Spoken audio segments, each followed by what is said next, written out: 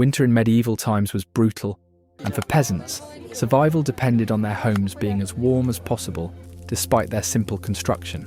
These dwellings were small, one-room structures made of wattle and daub, a framework of woven wooden strips covered in a thick layer of mud, clay, and straw. This method provided basic insulation, though walls often cracked, allowing cold drafts to seep through. The roofs, made of thatch, were packed tightly with dried straw, offering some protection from the elements, though leaks and infestations were common. The heart of every peasant home was the hearth, which served as the sole source of warmth and a cooking area. Fireplaces lacked chimneys, so smoke filled the room, before eventually escaping through small openings in the walls or the thatched roof. This made the air thick and difficult to breathe, irritating eyes and lungs. To combat the cold, families huddled around the fire, absorbing as much heat as possible.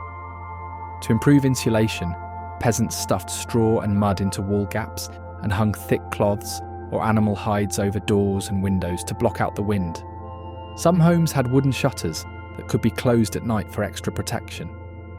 During especially harsh winters, livestock such as cows, sheep and chickens were brought inside, providing additional warmth through body heat. At night, staying warm was a priority. Families slept together in a single bed under layers of wool blankets or furs. Reed and rush flooring provided insulation against the cold ground, with some homes incorporating dried herbs like lavender for freshness. Those who could afford it used raised wooden platforms or straw mattresses, avoiding the damp and frigid earth beneath them. Despite the harsh conditions, medieval peasants adapted their homes to retain warmth, making small but crucial adjustments that ensured their survival during the coldest months. Clothing in medieval times was not just for modesty or protection, it was a critical tool for survival. Peasants relied on layers to keep warm, with wool being the most common material. Woolen tunics and cloaks were worn throughout the winter months, providing insulation against the cold. Tunics were long and loose-fitting, allowing additional layers underneath, while cloaks fastened at the neck provided extra coverage. Fur, though largely reserved for the wealthy, found its way into peasant clothing in small amounts. Those who could afford it lined their mittens, boots or hats with fur to provide warmth. For the rest, wool remained the primary defence against the cold. Hoods and hats were essential, as heat escapes rapidly from the head. Many wore woolen caps or hoods with long tails that could be wrapped around the neck like a scarf, offering extra insulation. Beneath their outer layers, peasants typically wore linen underclothes, which helped wick moisture away from the body. Staying dry was crucial, as damp clothing could lead to illness. Footwear options were limited, leather shoes were expensive and wore out quickly in muddy conditions. Many relied on wooden clogs or simply wrapped their feet in rags, stuffing them with straw or wool to keep warm. A particularly useful feature of medieval winter clothing was the inclusion of removable layers. Some garments were designed with inner linings that could be added or removed as needed, allowing peasants to adjust to fluctuating temperatures. This practical approach to dressing allowed them to stay warm while maintaining mobility for daily work. Surviving the winter required careful planning and food storage. Without modern refrigeration, peasants relied on time-tested preservation methods to ensure they had enough to eat. Meats were salted, smoked, or dried to prevent spoilage, while root vegetables like turnips, carrots, and onions were stored in underground pits lined with straw to keep them fresh. Grains such as barley and rye were stored in sacks and used for making bread and porridge throughout the season. Drinking water was risky due to contamination, so ale was the primary beverage. Even children drank it, as the fermentation process made it safer than water. Though weak in alcohol content, it provided essential calories and warmth. To avoid running out of food, peasants practiced fasting and rationing. Meals were carefully portioned, and every bit of food was used efficiently. This meant reusing bones for broth, stretching ingredients into soups, and finding creative ways to make supplies last through the long months of scarcity.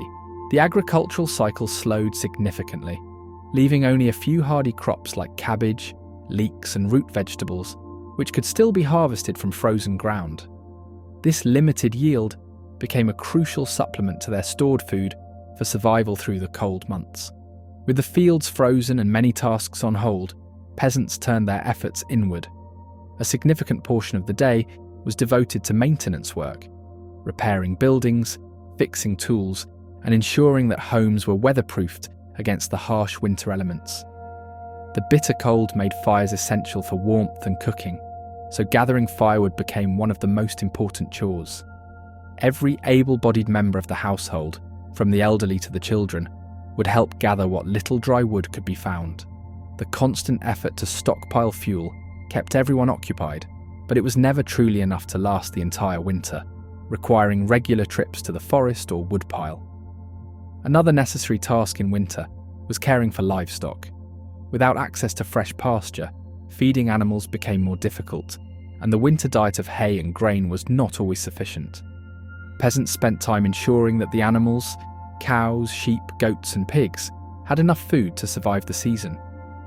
Though some animals, like chickens, could be kept in small coops near the warmth of the hearth, others were housed in barns where constant attention was required to prevent frostbite or illnesses. The cold months also offered peasants the time to complete indoor tasks that had been put off during the busy harvest season.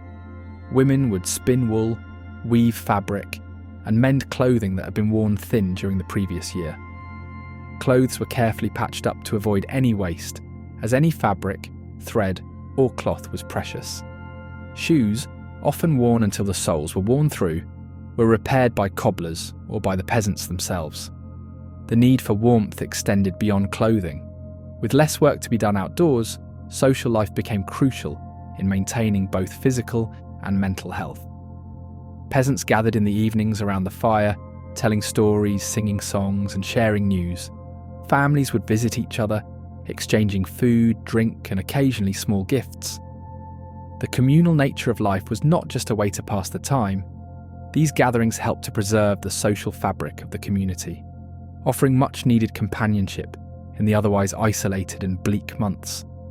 Villages often had communal ovens where families could bake their bread. These ovens were places of warmth. The smell of baking bread would fill the village, and for a brief moment, it provided a respite from the cold. Bread was often shared, with each family contributing to the oven schedule, ensuring that everyone had something to eat. While most foraging and hunting was halted by the deep snow, peasants still ventured out when necessary. Small game, such as rabbits and squirrels, could be found in the woods. Birds, including pheasants and ducks, might also be trapped or hunted. However, the bitter cold and scarcity of resources meant that many peasants simply relied on stored food. Salted meats, preserved vegetables, and dried fruits became staples of the winter diet. With fewer opportunities for fresh produce, the monotony of winter meals could sometimes be overwhelming. The tight-knit nature of the village meant that people depended on each other in times of need.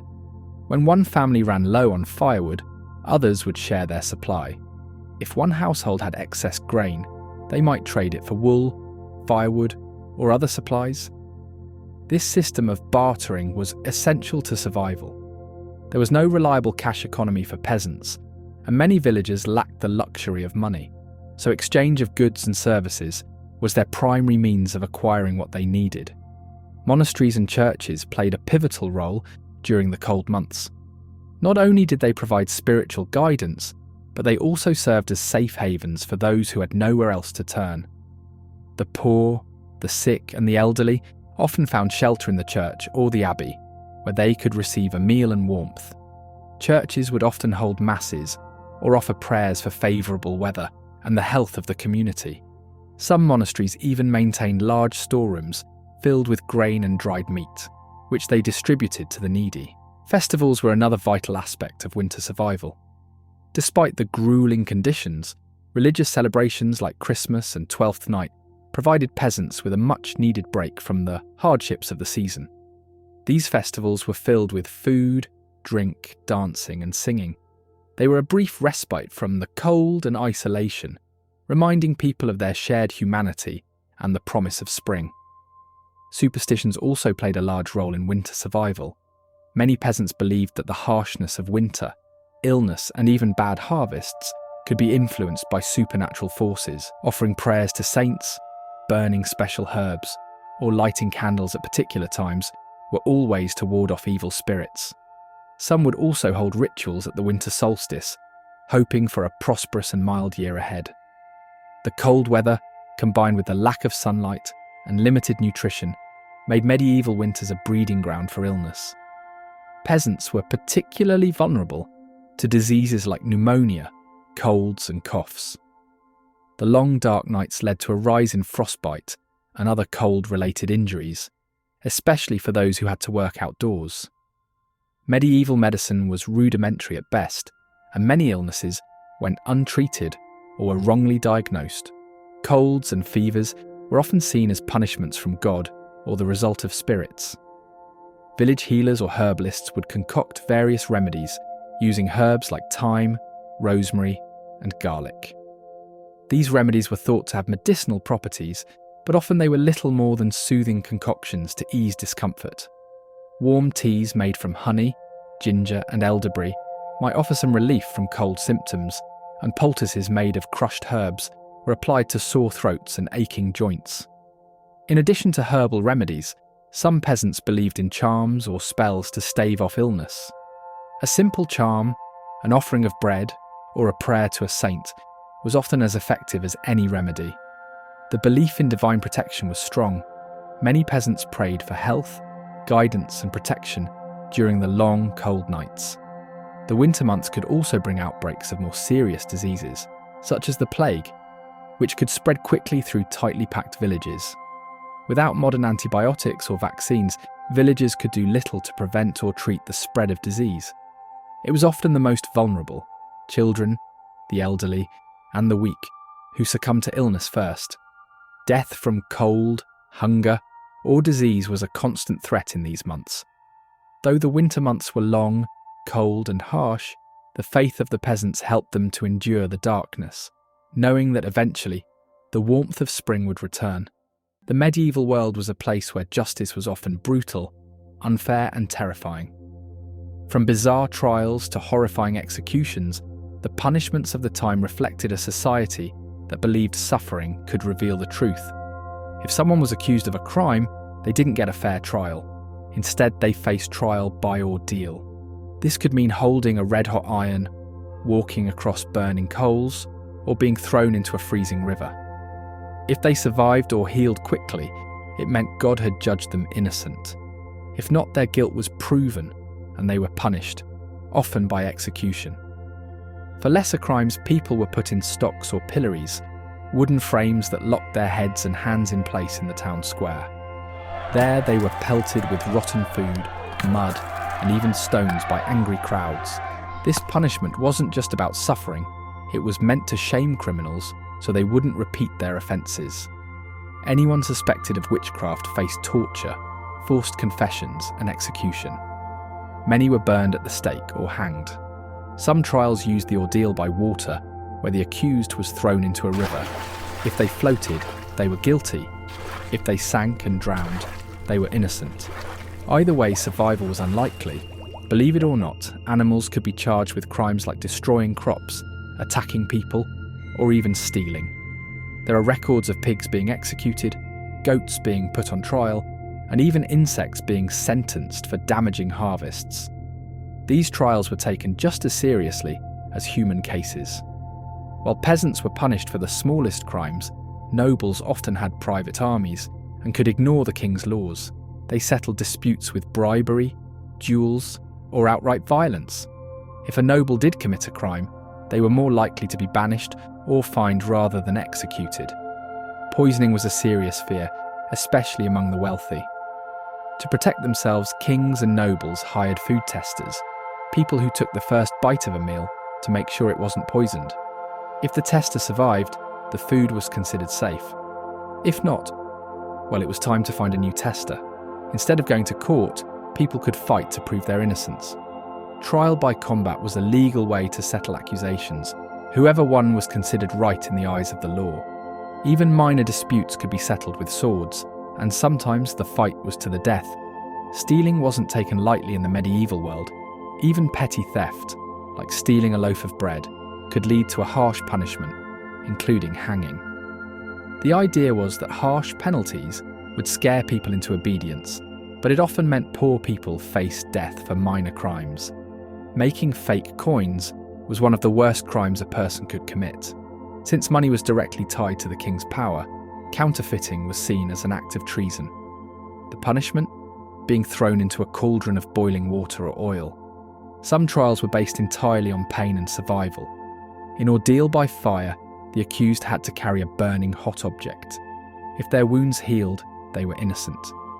In ordeal by water, the accused was tied up and tossed into a river. If they floated, they were guilty. If they sank, they were innocent, but often drowned. Grab your sword, strap on your armour, and let's ride into battle. Think castles were just grand stone homes. Think again. Defending a castle was brutal, and one of the sneakiest defences was murder holes. These were gaps in the ceiling where defenders could dump boiling oil, molten lead, or even rocks on invaders trying to storm the gates. If you ever wanted to take a swim in a medieval moat, don't. Most castle toilets, called garderobes, were simple stone seats with holes, leading directly into the moat. Yep, the same water that protected the castle from enemies was also filled with human waste. So if you were a soldier sieging a castle, not only were you dodging arrows, but you were also standing next to a giant medieval toilet. Becoming a knight wasn't just about wearing cool armour and swinging swords. It took a lifetime of training. Boys as young as 7 years old became pages, working under knights and learning basic combat skills. By 14, they became squires, training harder, polishing armour, and assisting in real battles. If they survived all that, they were knighted around age 21. No participation trophies here. If you couldn't keep up, you were out. Ever heard the myth that knights in full armour couldn't move? That's completely false. A full suit of plate armour weighed 80 to 100 pounds, but it was so well designed that knights could run, climb, and even do somersaults in it. Some knights even wrestled and fought on foot in full armour, proving that they weren't just walking tin cans. Jousting wasn't just a sport, it was a death match on horseback. Two knights charged at full speed, aiming their lances to shatter on impact. Even though they used blunt lances, knights often died from broken necks, concussions, or even splinters piercing their eyes. In one famous case, King Henry II of France was killed in a joust when a lance splintered through his eye socket. Talk about a painful way to go. The longbow was one of the deadliest weapons of the Middle Ages. Unlike short bows, these could pierce knight armour from over 200 yards away. At the Battle of Agincourt, 1415, English longbowmen decimated the French knights, proving that you didn't need heavy armour to win battles. You just needed a really, really big bow. Castles were built for defence, but if things got too dangerous, lords had hidden tunnels to escape a siege. These tunnels, called sally ports, led to secret exits beyond the castle walls, allowing defenders to sneak out, surprise the enemy, or even escape unnoticed. So if you ever feel trapped, just remember, medieval lords had a backup plan. Not all knights served kings, some joined mysterious warrior orders. The Knights Templar, Teutonic Knights, and Hospitallers were elite warriors sworn to protect pilgrims and fight in holy wars.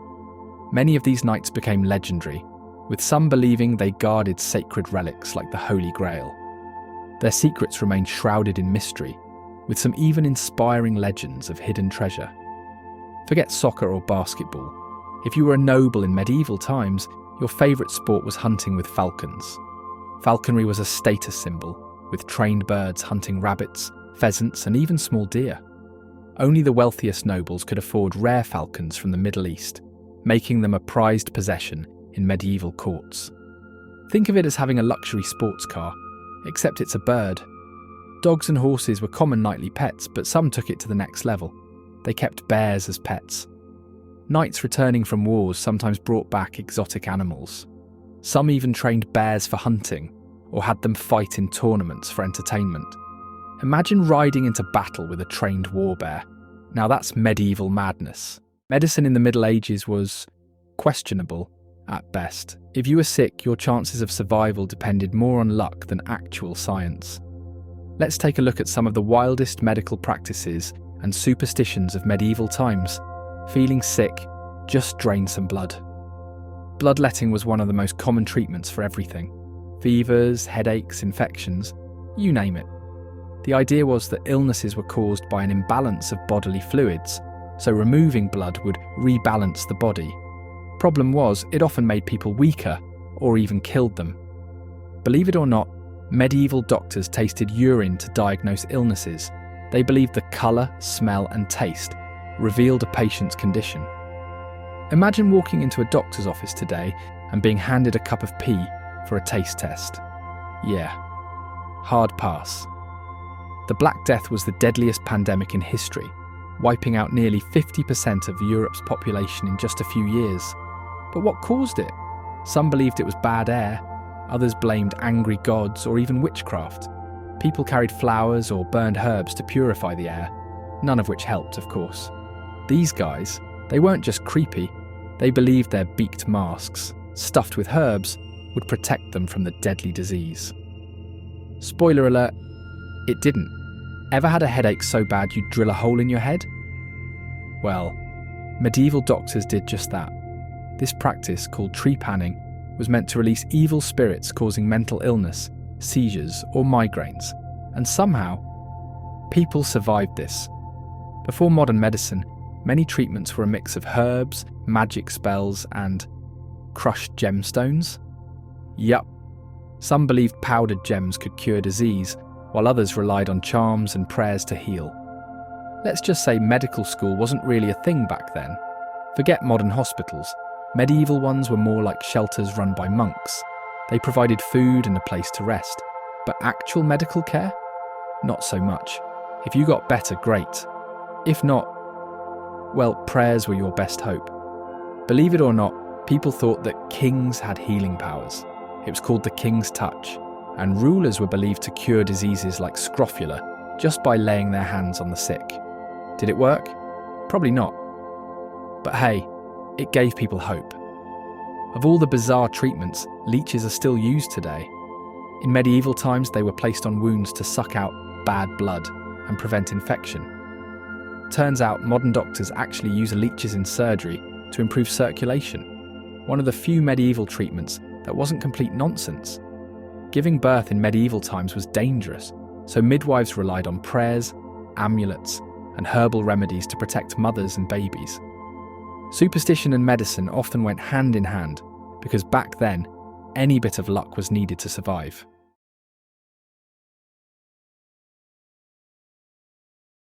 Welcome to a world long past but still brimming with life and stories. The medieval tavern. Imagine stepping into a space where the warm glow of candlelight reflects off wooden beams.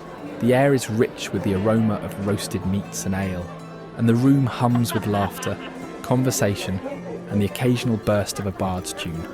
So grab a seat by the fire, raise a tankard, and join us as we step into the lively world of the medieval tavern. Taverns were far more than just places to eat and drink. They were essential stops for weary travellers, offering shelter, a warm meal, and a safe place to rest for the night. For merchants on long journeys, they provided opportunities to network, trade goods, and share news from distant lands. There were different types of taverns catering to various needs. The most common were ale houses, humble establishments frequented by peasants and labourers.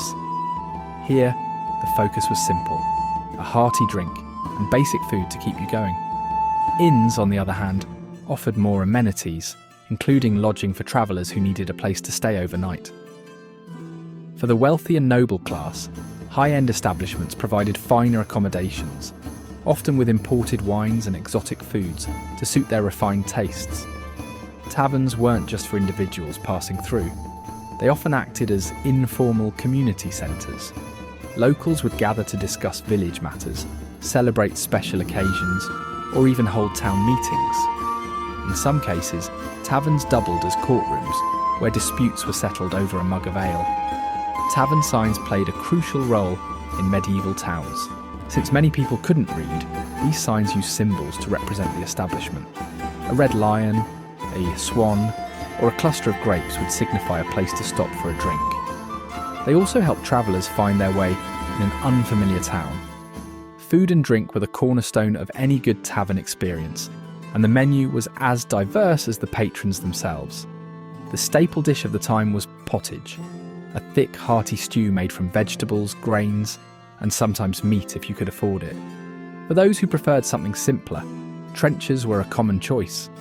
These were slices of stale bread used as makeshift plates, absorbing the juices of whatever meal was served on them. Bread was a constant on the table, though it was often coarse and made from barley or rye. It was frequently paired with cheese or preserved meats, staples that could be stored and eaten throughout the year. Wealthier patrons, however, enjoyed more luxurious fare, such as roasted meats seasoned with exotic spices like cinnamon or cloves, a sign of wealth and status. And of course, no tavern visit was complete without a drink. Ale and beer were by far the most popular choices, brewed locally and often by women known as alewives. Ale was a safer alternative to water, as the brewing process involved boiling, which killed harmful bacteria. Mead, made from fermented honey, was another favourite, along with cider and wine, depending on the region and the tavern's clientele. In medieval times, drinking was more than just quenching thirst. It was a communal activity. Sharing a drink was a way to build trust and camaraderie, and toasts were often made to health, prosperity, or safe travels. It was also about entertainment. Taverns were places where people could unwind, have fun, and sometimes even try their luck. Dice games like Hazard were extremely popular. A simple roll of the dice could determine the winner of a bet, and with gambling being widespread, the stakes often ran high. Board games like Nine Men's Morris, a strategy game similar to modern checkers, were also common and brought patrons together in friendly competition. For those who preferred physical challenges, outdoor games like archery contests or throwing competitions offered entertainment and a chance to show off their skills. These events often drew crowds, creating a festive atmosphere. Performances were another highlight of tavern life. Minstrels and bards entertained patrons with songs, tales of heroism, and even the latest news from afar. Occasionally, travelling actors or jesters would stop by to perform comedic skits, adding humour to the evening's revelry. Gambling was a common pastime, whether on games, contests, or even on each other's skills. But to ensure fairness, some taverns implemented their own house rules, a set of guidelines that kept disputes to a minimum and the games running smoothly. Entertainment and games were the heartbeat of a medieval tavern, bringing people together and creating memories that would be shared for years to come. Justice in the Middle Ages was both brutal and unforgiving. Theft could lead to hanging, even for something as small as a loaf of bread. If you were accused of a crime, you might face trial by ordeal, where guilt or innocence was determined by divine intervention. For example, suspects might be forced to carry a red-hot iron in their hands and walk 3 meters. If the wound healed cleanly within 3 days, they were innocent. If not, you'd already be condemned. For lesser crimes, public humiliation was the order of the day. Stocks and pillories were commonplace, and villagers were encouraged to throw rotten food, or worse, at the accused. Prisons, when used, were horrifically unsanitary, often becoming a death sentence in themselves due to disease and neglect. The concept of mercy was virtually non-existent, and the punishments meted out served as gruesome deterrents for would-be offenders. If you weren't born into wealth, your life was one of endless toil and hardship.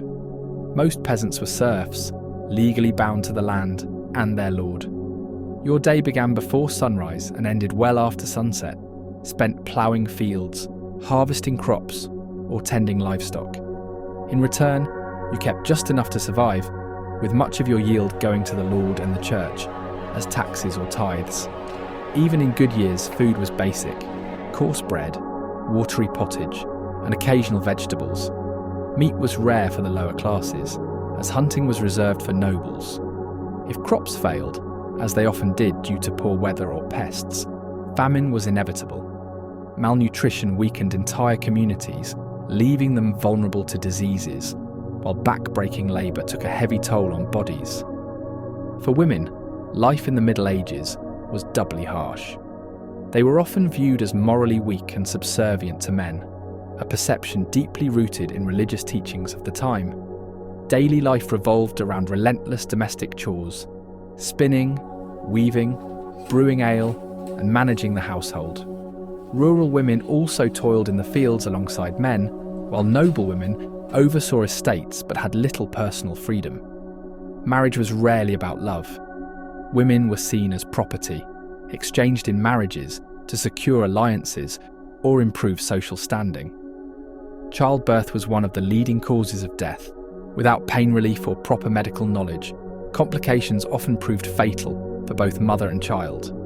Midwives and herbal remedies were the only resources available, but they could do little against infections or difficult labours. The constant cycle of childbearing, illness and societal oppression left women with little reprieve from hardship. You would also notice that you wouldn't understand a single word. The common folk spoke Middle English, a dialect so foreign that it's nearly incomprehensible to modern ears. The elite communicated in French and the clergy relied on Latin for prayers, documents and sermons. These language barriers alone would make survival incredibly difficult. Even if you managed to communicate, literacy was a rare luxury. Only about 10% of men and 1% of women could read or write. Books were hand-copied, expensive treasures reserved for the wealthy or religious institutions. Most knowledge was passed down orally, creating an environment where misinformation and superstition flourished. Symbols and pictures helped bridge gaps, but they'd hardly prepare you for navigating this unfamiliar world. Childhood in the Middle Ages was a perilous journey fraught with danger. Nearly 1/3 of children didn't survive past the age of 5, falling victim to diseases like dysentery, measles or whooping cough. The lack of medical knowledge, poor sanitation, and malnutrition only compounded the risks. Even in the womb, survival wasn't guaranteed. Poor diets during pregnancy led to complications, and women often consumed alcohol, unaware of its risks. For the lucky few who made it to adulthood, life was still harsh. The average life expectancy hovered around 30 to 40 years, though those who survived childhood illnesses and avoided war or famine could live longer. Still, the relentless hardships of the era ensured that few experienced a truly comfortable existence. Medieval Europe was rarely at peace. Wars between kingdoms and local lords were constant, and peasants were often conscripted to fight. Armed with little more than farm tools or crude weapons, they faced professional soldiers and brutal tactics.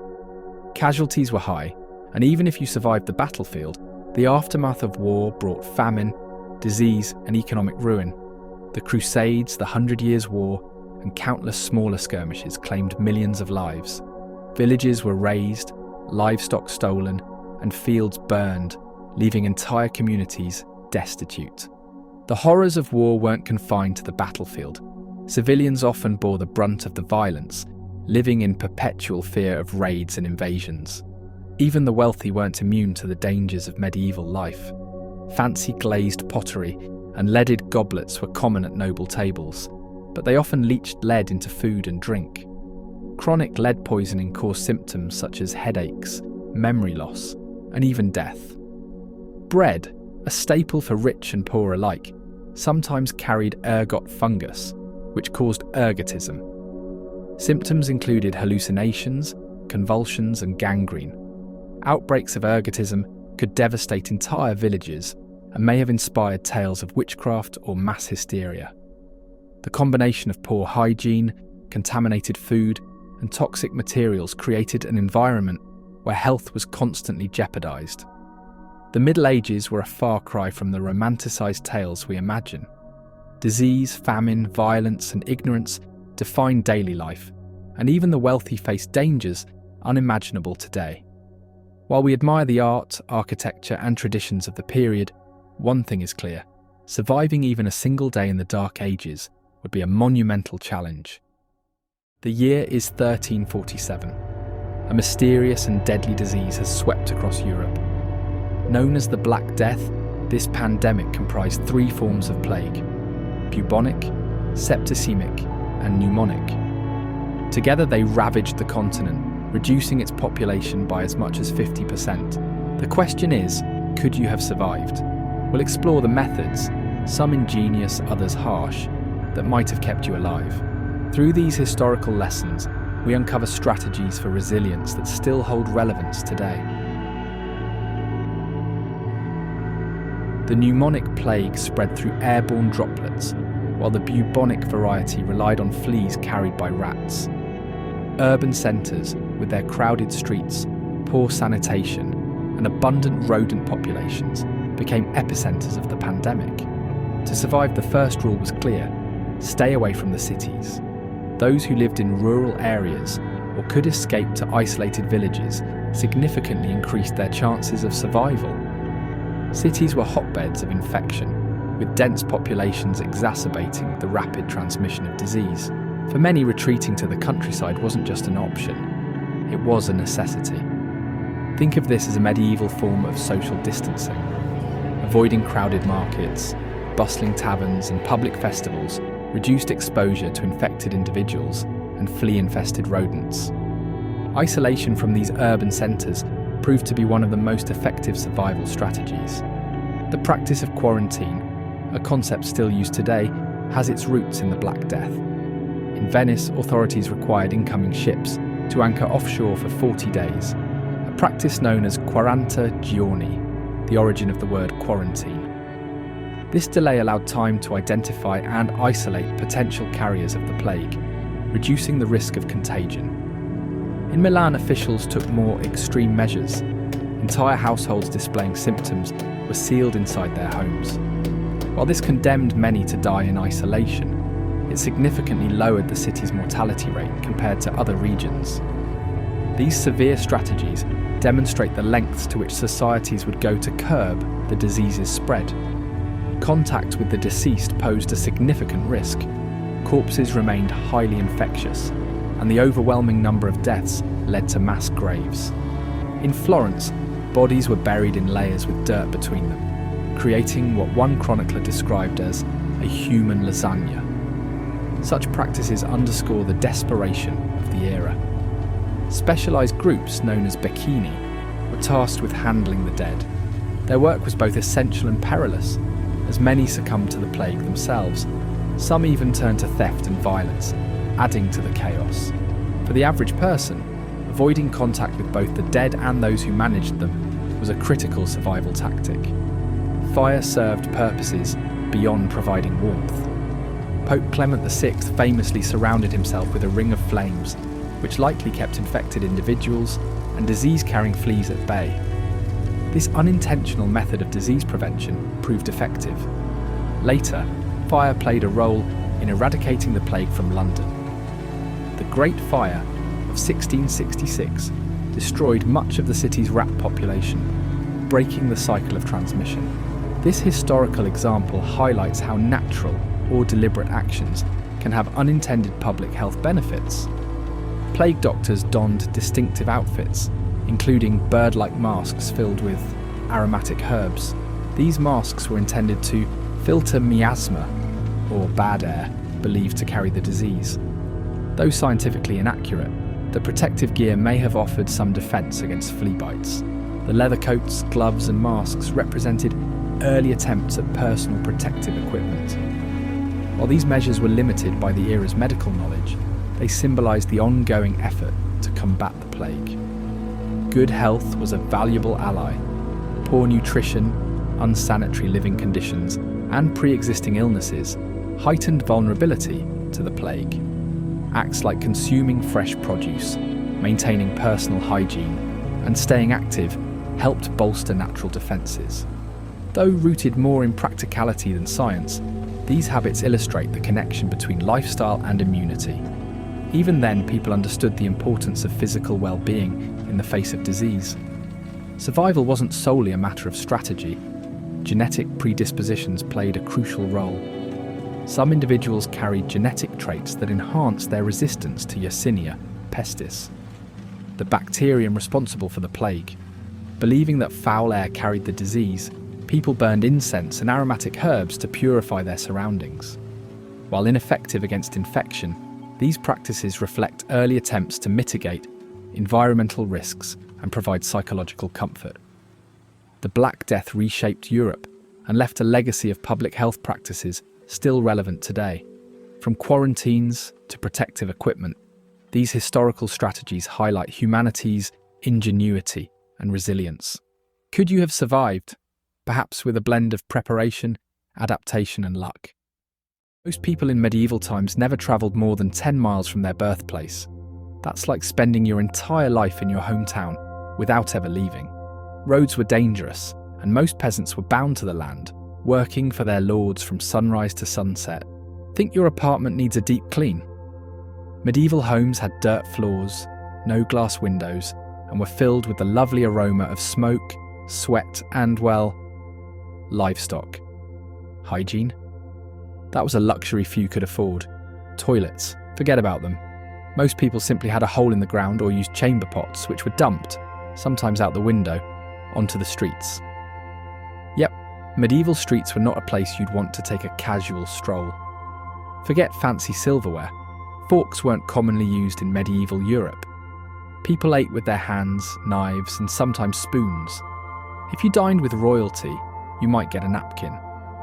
Otherwise, it was all about licking your fingers clean. Believe it or not, women were the primary brewers of beer. Since water was often unsafe to drink, beer was the go-to beverage for all ages. Brewing beer was a household task, just like cooking or baking bread. The medieval work week? 6 days a week, sunrise to sunset. Peasants worked long hours farming, tending livestock, and doing whatever their lord required. Sundays were a day of rest, and a much-needed break. Marriage in the Middle Ages happened early, sometimes as young as 12 for girls. Marriages were often arranged for economic or political reasons, not love. Romance novels had nothing on medieval reality. Think you can wear whatever you want, not in medieval times. Sumptuary laws dictated what colours and fabrics you could wear based on your social class. Peasants, earth tones, nobles, rich, vibrant hues. Medieval fairs were the highlight of the year. Think of them as a mix of a sports event, a music festival, and a wild party. Jousting, drinking, bear baiting, and live entertainment kept the crowds entertained. While peasants lived on bread and porridge, nobles feasted on extravagant dishes, swan, peacock, and even whale. Presentation was everything.